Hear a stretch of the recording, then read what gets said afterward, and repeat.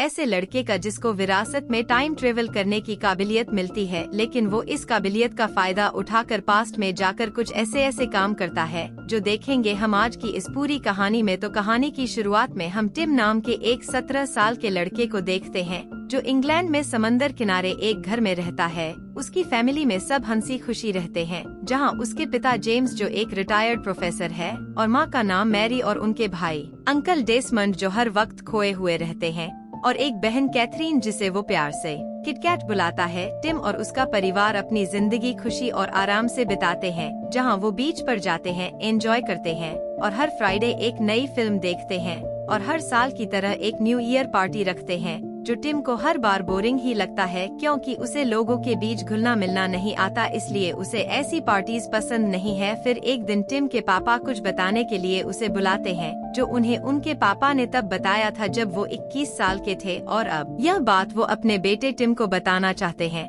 वो कहते हैं कि इस बात को सुनने के बाद तुम्हें शायद थोड़ा अजीब लगेगा और हैरानी भी होगी, लेकिन यह सच है कि इस परिवार के सारे मर्दों में एक काबिलियत है कि वो टाइम ट्रेवल करके पास्ट में जाकर अपने आने वाले भविष्य को सुधार सकते हैं। लेकिन टिम इस बात पर यकीन नहीं करता, पर वह बताते हैं कि यह सच है और ऐसा करने के लिए तुम्हें किसी भी अंधेरी जगह पर जाना होगा और अपनी मुट्ठी बंद करके उस पल के बारे में सोचना होगा जहां तुम जाना चाहते हो। लेकिन टिम इस बात को हंसी में उड़ा देता है और मजाक समझकर इस काबिलियत को टेस्ट करने का फैसला करता है, और फिर अलमारी में जाकर अपनी मुट्ठी बंद करते ही वो टाइम ट्रेवल करके न्यू ईयर की रात के समय में पहुंच जाता है और अलमारी से बाहर आकर देखता है कि उसके कपड़े बदल चुके हैं और वह बिल्कुल शॉक्ड हो जाता है। इसके बाद वह नीचे पार्टी में आकर शामिल होता है और वह सब कुछ करता है जो उसने पहले मिस कर दी थी, और फिर अलमारी में आकर फिर से अपनी मुट्ठी बंद करके वापस अपने समय में पहुंच जाता है। जिसके बाद वह अपने पापा से बात करता है, जो बताते हैं कि इस बारे में तुम्हारे माँ को भी पता नहीं है, और वह कहते हैं कि तुम्हें टाइम ट्रेवल सिर्फ अपनी जिंदगी बेहतर बनाने के लिए करना होगा, शोहरत पाने के लिए नहीं, वरना तुम जिंदगी में कभी खुश नहीं रह सकोगे और बिल्कुल अपने दादा और उनके भाई की तरह हमेशा के लिए अकेला रह जाओगे। तुम्हें सिर्फ इस काबिलियत को अपनी जिंदगी खुशियों से भर देने के लिए इस्तेमाल करना चाहिए। अब टिम को जिंदगी में प्यार की जरूरत थी, इसलिए वह इस काबिलियत को प्यार के लिए इस्तेमाल करने का सोचता है, और इसका मौका उसे तब मिलता है जब किटकैट की एक खूबसूरत दोस्त शार्ले जो उनके घर एक महीने के लिए रहने आती है। और एक दिन शार्ले और कैथरीन घर के बाहर सनलाइट ले रहे होते हैं और यहाँ पर टिम भी था। तभी शार्ले टिम को बुलाकर कहती है, मुझे थोड़ी सनस्क्रीन लगा दोगे? तो टिम अच्छा मौका पाकर जल्दी से सनस्क्रीन लगाने के लिए जाता है, पर लगाते समय ज्यादा क्रीम उस पर गिर जाता है और सब गड़बड़ हो जाता है। लेकिन उसी समय वो जल्दी से भागकर घर में आता है और टाइम ट्रेवल करके वापस उसी टाइम में आता है, और इस बार शार्ले के बुलाने पर वो एकदम जेंटलमैन की तरह उठता है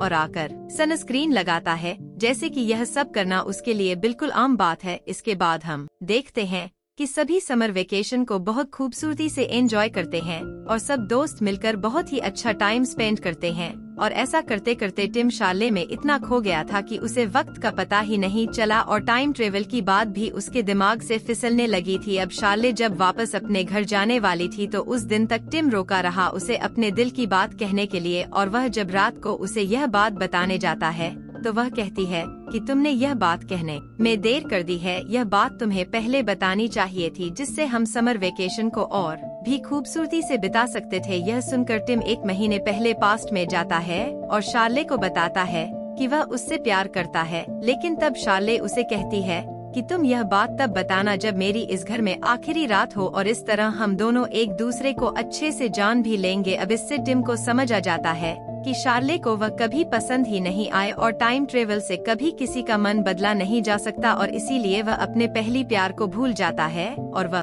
चली जाती है। टिम लॉयर बनना चाहता है और इसीलिए वह दूसरे दिन लंदन जाने के लिए तैयार हो जाता है, और उसके मामा उसे कुछ पैसे देकर उन्हें संभाल कर खर्च करने के लिए कहते हैं, और इस तरह वह सबको अलविदा कहकर अपनी लॉयर की प्रैक्टिस पूरी करने के लिए लंदन में चला जाता है। अब लंदन में वह अपने पिता के दोस्त हैरी अंकल के घर रहने लगता है, जो एक ड्रामा राइटर है और हर वक्त गुस्से में रहते हैं, और वह अपने घर में टिम का स्वागत करते हैं और उसके रहने के लिए एक कमरा दिखाते हैं। अब अगले दिन टिम उस जगह जाता है जहां उसे लॉयर की ट्रेनिंग मिलेगी, और वहां पर वह अपना एक कॉलीग से मिलता है जिसका नाम रोरी है। और इस तरह ट्रेनिंग करते करते 6 महीने बीत जाते हैं। लेकिन उसे तो तलाश थी एक गर्लफ्रेंड की, इसीलिए एक रात वह अपने एक दोस्त जय के साथ एक रेस्टोरेंट में जाता है जहां पर ब्लाइंड डेटिंग गेम खेला जाता है। और वहां अंधेरे में टिम मैरी से मिलता है और उसे फ्लर्ट करता है। और जब वो बाहर आती है तो वो दोनों एक दूसरे को पहली बार देखते हैं। मैरी उसे अपना नंबर देती है और वो दोनों एक दूसरे को पसंद करने लगते हैं। जिसके बाद टिम खुशी खुशी घर वापस आता है और आकर हैरी को देखता है, जो गुस्से में था क्योंकि आज उनके नए एक ड्रामे की ओपनिंग थी और सबको उनका प्ले अच्छा भी लग रहा था, पर एक एक्टर अपनी लाइंस भूल गया और सब कुछ बर्बाद हो गया। अब अंकल हैरी को दुखी देखकर टिम उनकी मदद करने के लिए टाइम ट्रेवल करता है और हैरी को लेकर उस ड्रामा वाली जगह पर जाता है और उस एक्टर के पास जाता है जो लाइंस भूल गया था और उसे बताता है कि तुम्हें लाइंस याद कर लेनी चाहिए। पर अंत में उसे पता चलता है कि डायलॉग भूलने वाला एक्टर कोई और ही था। तभी वह फिर से टाइम ट्रेवल करता है और उस एक्टर को डायलॉग कहलवान में मदद करता है और इस तरह टिम की वजह से हैरी का प्ले सफल हो जाता है। इसके बाद टिम मैरी को कॉल करने लगता है, पर उसके फोन में मैरी का नंबर ही गायब था। इसलिए वो उसी रेस्टोरेंट में फिर से जाता है और वहाँ के एक आदमी से मैरी के बारे में पूछता है और वहाँ उसे से समझ आता है कि उसने हैरी की मदद करने के लिए टाइम ट्रेवल किया था, इसलिए वो उस शाम को मैरी से कभी मिला ही नहीं था। अब हैरी तो खुश था, पर टिम मैरी के बारे में सोचकर दुखी था। तब उसे याद आता है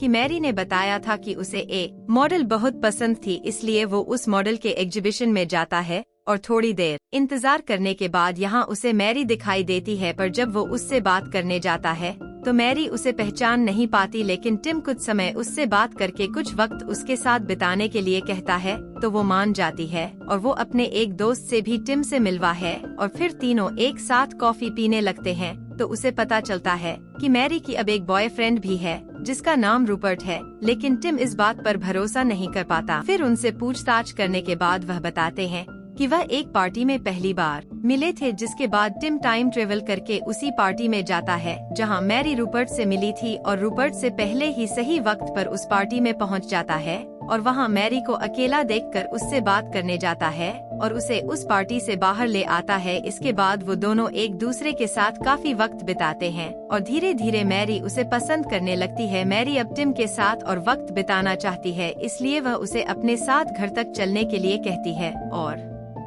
फिर घर में आकर दोनों एक दूसरे के बेहद करीब हो जाते हैं और गुलू गुलू करने लगते हैं। लेकिन इसके बाद टिम को लगता है कि उसका फर्स्ट टाइम होने की वजह से वह अच्छा परफॉर्म नहीं कर पाया, तो वह जल्दी से टाइम ट्रेवल करके वापस उसी टाइम में आ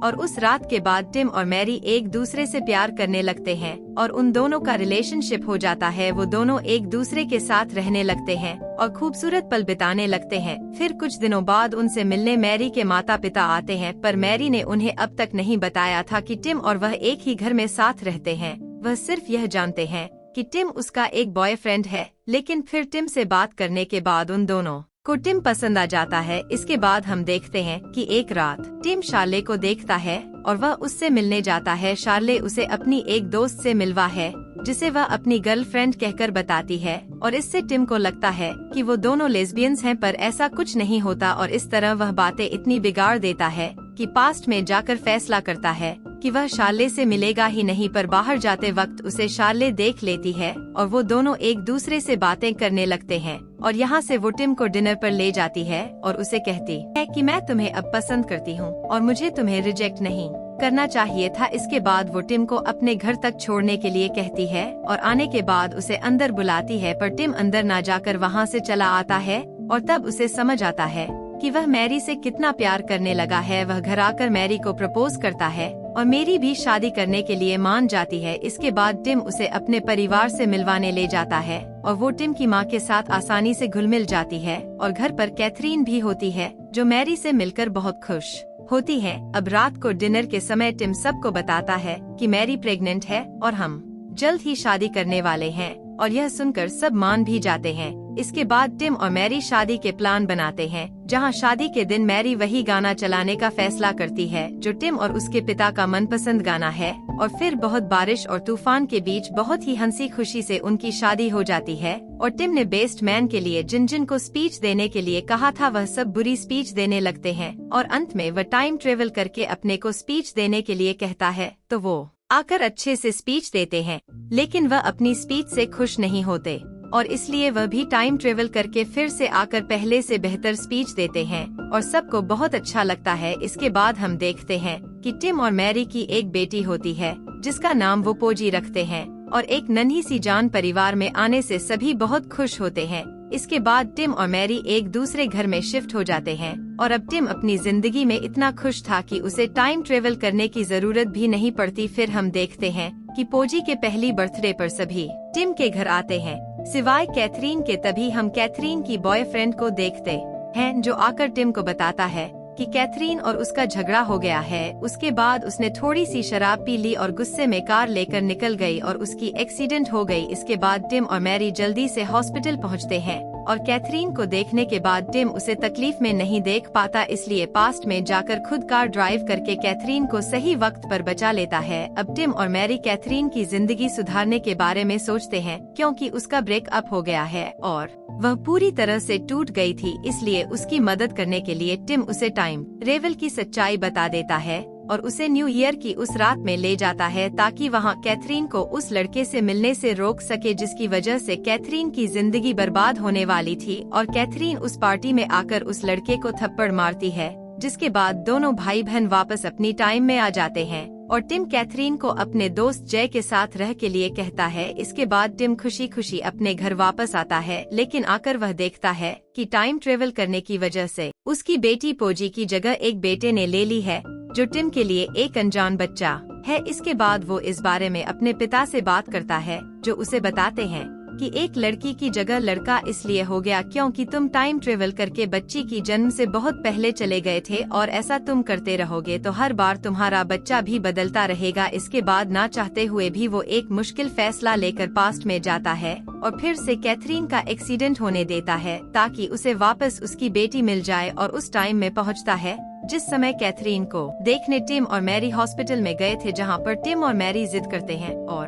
कैथरीन से कहते हैं कि वह उस लड़के को भूलकर जय के साथ अपनी जिंदगी आगे बढ़ाए और वह इस बात के लिए मान भी जाती है। अब वक्त बीतता है और टिम और मैरी का एक और बच्चा होता है। फिर एक दिन उन्हें पता चलता है कि टिम के पापा जेम्स को कैंसर हो गया है, जिसके बाद टिम अपने पापा के पास जाता है और कहता है कि मैं पास्ट में जाकर इस चीज को बदल दूंगा, पर उसके पापा कहते हैं कि कुछ चीजें ऐसे हैं जो हम इंसान कभी भी बदल नहीं सकते और वह बताते हैं कि एक और राज है जो तुम्हें बताना बहुत जरूरी है और सिर्फ ऐसा करके तुम अपनी काबिलियत के साथ खुश रह पाओगे और जिंदगी बेहतर हो जाएगी। तुम्हें बस जीवन के हर एक दिन को 2 हिस्से में जीना होगा, जहां दिन के पहले हिस्से में तुम्हें आम लोगों की तरह नॉर्मल लाइफ बिताना होगा और अपने काम को झेलना होगा बिना टाइम ट्रेवल किए, और दूसरे हिस्से में पूरा दिन बिताने के बाद रात को टाइम ट्रेवल करके फिर से वही दिन बिताना होगा और इस बार तुम्हें दिन की उस खूबसूरती को महसूस करना होगा जो तुमने पहली बार मिस कर दी थी। टिम ऐसा ही करता है और अब हर दिन वह खुशी से और बेहतर तरीके से जीने लगता है अपने आसपास की खूबसूरती को महसूस करके। और फिर एक दिन उसे पता चलता है कि उसके पापा गुजर गए हैं, पर अंतिम संस्कार से पहले टिम आखिरी बार अपने पापा से मिलने के लिए टाइम ट्रेवल करता है, जहां वह जानते थे कि टिम उनकी मौत के बाद यहां आया है और वो दोनों एक दूसरे के साथ वक्त बिताते हैं। और फिर टिम वापस चला आता है और ऐसे ही जब भी उसका मन करता है तो टिम अपने पिता के साथ वक्त बिताने के लिए पास्ट में चला जाता है। लेकिन फिर एक दिन मैरी उसे बताती है कि वो एक और बच्चा चाहती है, पर टिम के लिए यह एक मुश्किल फैसला था क्योंकि अगर उनका एक और बच्चा हुआ तो वह अपने पापा से मिलने उस बच्चे के जन्म से पहले के समय में नहीं जा पाएगा। इससे उस बच्चे का फ्यूचर बदल सकता है, पर वो मैरी का भी दिल नहीं तोड़ सकता था, इसलिए उसकी बात मान जाता है। इसके बाद अगले सीन में हम देखते हैं कि टिम का बच्चा होने से पहले वह अपने पिता से एक आखिरी बार मिलने जाता है और उन्हें बताता है कि यह उनकी आखिरी मुलाकात है, जिसके बाद वो टिम को अपने साथ ले जाते हैं और वह दोनों अपनी यादें फिर से जीने के लिए टाइम ट्रेवल करके टिम के बचपन में जाते हैं और आखिरी बार एक दूसरे के साथ पूरा दिन बिताते हैं। इसके बाद अब टिम अपनी जिंदगी प्रेजेंट में जीने लगता है और अपनों के साथ खुशी खुशी वक्त गुजारने लगता है। उसने अब टाइम ट्रेवल करना छोड़ दिया है और अब वह हर नॉर्मल दिन में खुशियाँ ढूंढता है और ऐसे ही जिंदगी को स्पेशल बनाने लगता है। और अब वह समझ चुका था कि हर कोई अपनी जिंदगी में टाइम ट्रेवल ही कर रहा है, इसलिए सबको जिंदगी के हर दिन को अपना बेस्ट देना चाहिए और जिंदगी को काटना नहीं बल्कि उसे और बेहतरीन बनाकर जीना चाहिए। तो दोस्तों, अगर आपको टाइम ट्रेवल करने की पावर मिल जाए तो आप किस जगह जाना चाहोगे और क्या क्या करना चाहोगे, कमेंट करके जरूर बताएं।